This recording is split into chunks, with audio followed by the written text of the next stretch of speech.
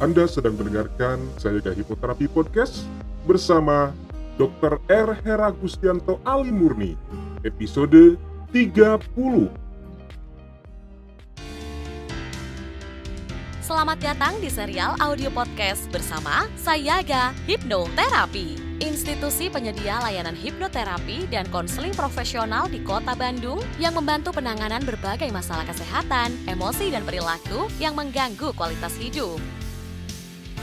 Berpijak pada nasihat luhur, eling, waspada, lan Sayaga, serial audio podcast Sayaga Hipnoterapi hadir untuk membantu Anda menata kehidupan yang berkualitas secara fisik, mental, emosional, dan spiritual dengan sikap yang lebih berkesadaran, lebih berwaspada, dan lebih bersiaga. Halo para kawargian Sayaga semua, senang sekali saya Dr. Anto dapat kembali menjumpai para kawargian Sayaga semua melalui audio podcast Sayaga Hipnoterapi. Seperti biasa, izinkan saya mendoakan para kawargian semua selalu sehat sejahtera, sukses, dan bahagia. Dimanapun dan kapanpun para kawargian sedang mendengarkan audio podcast ini.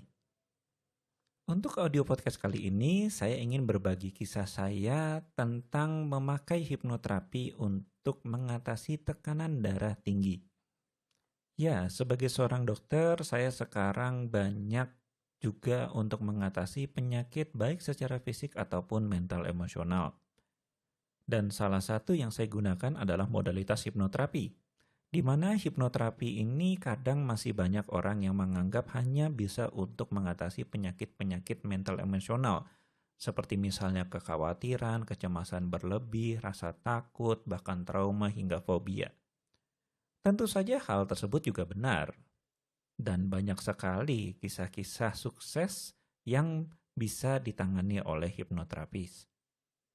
Namun kadang banyak pasien, klien, ataupun bahkan masyarakat umum di luar sana yang menganggap hipnoterapis ya tadi, keterbatasannya hanya untuk mental dan emosional. Namun sebagai seorang dokter saya melihat bahwa manfaat dari hipnoterapi sendiri tidak hanya untuk penyakit-penyakit atau gangguan-gangguan mental emosional, di mana dalam kisah ini saya akan menyampaikan kisah hipnoterapi berkaitan dengan tekanan darah tinggi. Pastikan Anda menyimak episode kali ini ya. Baik, jadi ceritanya sebetulnya pada saat kemarin kita sedang gencar-gencarnya melakukan vaksinasi untuk COVID-19. Nah, tentunya para kawargian juga pasti punya ya pengalaman vaksinasi ataupun berada di ruang ataupun tempat-tempat vaksinasi lainnya. Di mana pada saat itu bisa saja tempat-tempat tersebut itu sangat penuh, antri, suasananya kadang kacau, rame. Dan pastinya seperti yang para kawargian Sayaga semua ketahui ya, pada saat itu kan juga dilakukan untuk pemeriksaan awal terlebih dahulu ya sebelum melakukan vaksinasi. Ya entah itu tensi, suhu, kemungkinan penyakit bawaan, kemungkinan penyakit pada saat itu ya macam-macam seperti itulah kurang lebih. Nah, pada saat itu saya diberikan tugas sebagai salah seorang vaksinator. Ketika sedang menjalankan tugas, saya melihat ke arah meja pemeriksaan awal tersebut ya, di mana meja tersebut bertugas untuk memeriksa tensi, suhu, ataupun pemeriksaan-pemeriksaan awal lain seperti yang tadi telah saya ceritakan. Nah, kebetulan saya melihat seperti ada seseorang yang sedang kesulitan, mukanya itu agak-agak seperti mau marah tapi nggak bisa, tapi juga bingung. Nah, karena kebetulan pada saat itu di meja saya di tempat vaksinasi saya sedang kosong, artinya saya tidak punya pasien untuk saya vaksin, saya tinggalkan sebentar, saya titipkan kepada rekan vaksinator yang lain. Nah, kemudian saya mendekat ke arah meja pemeriksaan awal tersebut dan saya tanyakan, ada permasalahan apa? Nah, ternyata waktu itu adalah ya seorang laki-laki, usianya kurang lebih mungkin sekitar 50-an kalau saya tidak salah ingat. Dan permasalahannya adalah tensinya memang terukur tinggi pada saat itu. Sehingga tentunya kalau dengan kriteria yang dipakai pada saat itu, siapa yang boleh ataupun tidak boleh untuk melakukan vaksinasi, tentunya beliau tidak boleh untuk dilakukan vaksinasi karena tensinya kalau tidak salah pada saat itu sekitar 170-an lah. Dan tentu saja kalau di ruang lingkup lapangan ataupun luar ruangan, ya tentu saja tensi tersebut kadang bagi kami yang melakukan vaksinasi akan tidak aman. Takutnya terjadi sesuatu yang tidak diinginkan.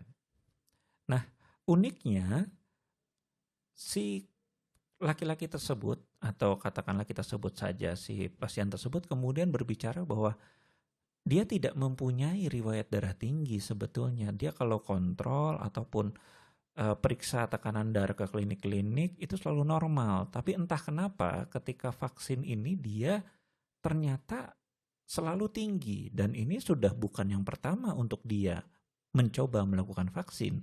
Dia sudah lakukan sampai bahkan 4-5 kali kalau tidak salah pada waktu itu. Hanya saja selalu seperti itu.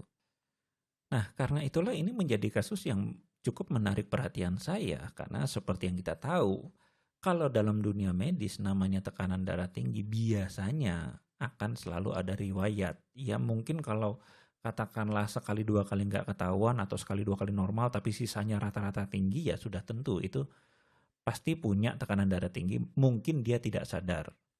Nah tapi kalau yang kasus ini dia cerita sama sekali tidak, walaupun dia rutin untuk kontrol. Nah maka dengan berbekal informasi itu, saya ajaklah dia ke suatu ruangan yang lebih tenang untuk saya dalami lebih lanjut.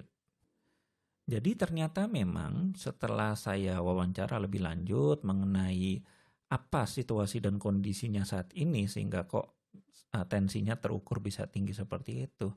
Nah dia mengaku memang dia tidak pernah punya tekanan darah tinggi, riwayat seperti itu nggak pernah. Tensinya ya kurang lebih normal, paling 120, 130, tidak pernah lebih di atas 160. Tapi dia mengakui memang dia mempunyai kecemasan atau bahkan mungkin mengarah ke ketakutan untuk berada di tempat ramai, khususnya untuk pemeriksaan kesehatan apalagi suntik. Nah, jadi ini memang ada beberapa permasalahan sekaligus betulnya, yaitu ya kecemasan dia atau bahkan ketakutan dia untuk berada di tempat ramai, kemudian untuk melakukan pemeriksaan kesehatan, dan apalagi tadi ya sudah jelas bahwa ya kalau dia lolos dia harus disuntik. Dan disinilah sudah jelas bahwa ternyata gangguannya memang bukan secara fisik, dalam artian ya di luar saya tidak mengetahui pasti riwayat rekam medisnya, namun minimal dari pengakuan dari si bapak adalah ya memang tidak ada riwayat. Tapi sudah jelas bahwa ada gangguan secara mental emosional. Dan itulah yang memang bisa untuk ditangani dengan hipnoterapi. Saya tanyakan kesediaannya, saya tanyakan betul-betul apakah dia bersedia untuk lepas dari masalahnya dan niat untuk bisa melakukan vaksinasi. Dan dia bilang iya, dan saya tanya lagi apakah dia bersedia, berniat apabila saya membantunya, dan dia bilang juga bersedia, oke. Maka disitulah saya melakukan sedikit teknik hipnoterapi yang saya kuasai. Saya bawa dia untuk berelaksasi, menjelajahi bawah sadarnya, menyelesaikan sedikit permasalahan yang kebetulan kita temukan di sana, dan akhirnya memberikan dia sugesti-sugesti dan afirmasi positif untuk membantu dia, menguatkan dia setidaknya untuk menjalani vaksinasi ini dulu. Karena tentunya untuk melakukan hipnoterapi yang full protokol tidak mungkin untuk saya lakukan di tempat itu ataupun di saat itu juga. Karena situasinya jauh dari ideal.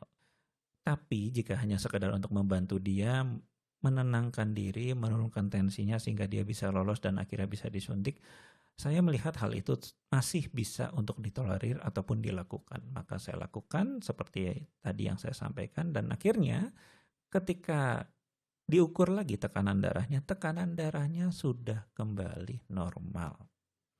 Ya kembali lagi tentunya kita pahami dulu bahwa ini bukan tekanan darah tinggi yang disebabkan oleh memang adanya gangguan fisik dan lain-lain ya, tapi menurut dari data si pasien sendiri dan terbukti bahwa memang dia merespon dengan baik pada terapi yang kita lakukan, maka kemungkinan besar ini memang tekanan darah tinggi yang disebabkan oleh stresor atau bahkan kecemasan atau bahkan tadi rasa ketakutan. Sehingga ya tentunya cara ini bisa untuk dilakukan. Tapi tentunya ya tidak bisa juga misalnya memang punya tekanan darah tinggi dengan gangguan fisik yang lain ya.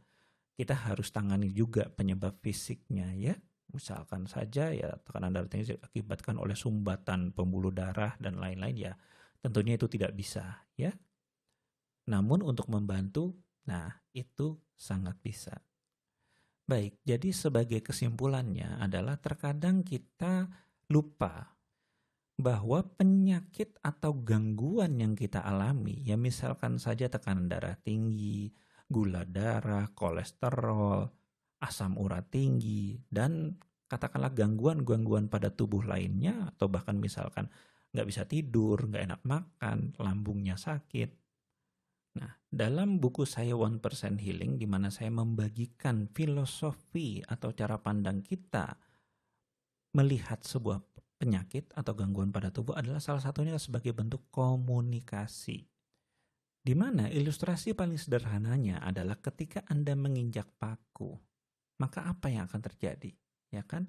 Akan ada rasa sakit yang menjalar dari kaki yang menginjak paku hingga ke otak, dan akhirnya turun balik sebuah refleks, yaitu kaki Anda akan Anda angkatkan, menghindari atau menjauhi si sumber sakit tersebut. Nah, di sini kan sudah jelas berarti rasa sakit itu adalah sebagai bentuk komunikasi yang memberitahu Anda bahwa ada sesuatu yang menyakitkan dan kemungkinan besar berbahaya yang kaki Anda injak.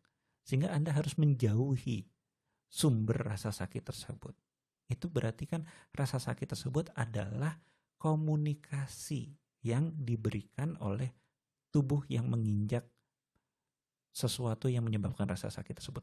Sekarang bayangkan Anda bukan menjauhi si sumber rasa sakit tersebut. Jadi misalkan Anda menginjak paku, ya kan, terus sakit, bukan dijauhkan kakinya, tidak. Rasa sakit yang Anda hilangkan. Entah mungkin Anda suntik anti nyeri lah atau minum obat anti nyeri sehingga Anda tidak bisa merasakan sakit lagi. Apa yang terjadi? Tentunya Anda jadi tidak tahu bahwa kaki Anda telah menginjak sesuatu yang bisa jadi berbahaya. Ya misalkan saja pakunya ternyata berkarat. Anda nggak akan tahu, Anda akan jalan-jalan terus dan paku tersebut tetap nancap di kaki Anda. Padahal kalau tadi rasa sakit itu Anda pahami bahwa wah ini ada sesuatu yang berbahaya, pasti kan minimal Anda akan menghindar dan kemudian Anda akan mengecek kaki Anda kan, wah bagaimana nih, ada lukanya nggak, ada darahnya nggak, perlu diapain dan segala macamnya. Nah, itulah fungsi rasa sakit atau bahkan gangguan yang terjadi pada tubuh kita. Terkadang dia adalah bentuk komunikasi di mana kita harus paham apa yang mau dia sampaikan. Karena pasti ada akar masalah yang menyebabkan dia, organ tubuh kita menjadi terganggu. Sama seperti tadi pada kasus cerita yang saya sampaikan, di mana dia mempunyai darah tinggi, bukan karena fisiknya memang, tapi kalau pada kasus ini dia lebih karena dia ternyata mempunyai ketidaknyamanan berada di tempat umum. Dan kemudian ternyata dia juga mempunyai ketidaknyamanan terhadap jarum, sebuah trauma yang ya pada waktu lampau di masa lalu informasi itu berguna untuk dia. Tapi di masa sekarang sebetulnya informasi itu sudah tidak berguna untuk dia. Dan karena itulah kita harus mengubah program yang ada pada dirinya, di mana komunikasi yang terjadi tadi, di mana dia merasa tidak nyaman dan segala macam, ini menjadi tidak diperlukan. Kenapa? Karena sekarang dia menjadi telah sadar bahwa ya katakanlah tempat yang umum, ketakutan terhadap jarum suntik dan lainnya itu bukan suatu masalah yang besar untuk dirinya.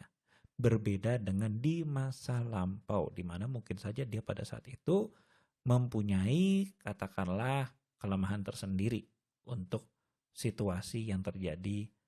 Dan hipnoterapilah yang bisa berperan untuk mengubah pengalaman ataupun trauma di masa lalu tersebut menjadi situasi yang benar-benar aman untuk dirinya di saat ini. Jadi seperti itulah hipnoterapi bisa membantu pada penyakit-penyakit, apalagi penyakit yang kronis ya, seperti tekanan darah tinggi, gula, kolesterol, dan lain-lain, dengan juga turut menangani penyebab-penyebab secara mental atau emosional yang mengakibatkan fisik kita menjadi berubah. Karena sekali lagi, dalam sudut pandang saya, fisik kita selalu adalah akibat. Bisa apa saja, bisa akibat pola perilaku kehidupan kita, bisa akibat pola pikiran kita, bisa akibat pola emosional kita, bahkan sekarang bisa dari sosial kita, dari keuangan kita, atau bahkan dari spiritual. Nah, tentu saja seorang dokter yang baik akan memperhitungkan faktor-faktor tersebut untuk menangani penyakit Anda. Karena itu sekali lagi mari kita juga mulai untuk memikirkan kesehatan mental emosional kita dan bukan hanya kesehatan fisik kita. Karena sekali lagi sumber penyakit bisa dari fisik ataupun mental kita. Sekian dari saya, Dr. Anto. Semoga bermanfaat untuk semua dan semoga memberikan pencerahan ataupun gambaran baru bagi diri Anda dan kesehatan Anda. Mari kita sehat secara fisik dan mental mulai dari sekarang. Terima kasih.